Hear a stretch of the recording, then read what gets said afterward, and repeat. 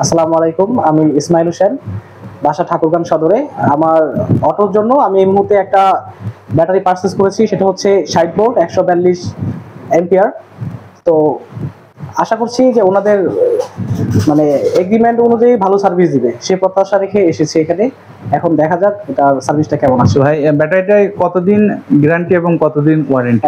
Company আমাকে claim করছে যে ওনারা 2 ইয়ার্স রিপ্লেসমেন্ট গ্যারান্টি দিচ্ছে, দেন 3 ইয়ার্স ওয়ারেন্টি দিচ্ছে।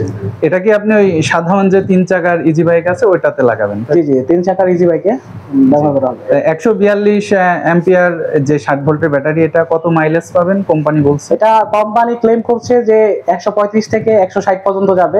কত টাকা দাম নিল এটা যদি একটু জানাতেন।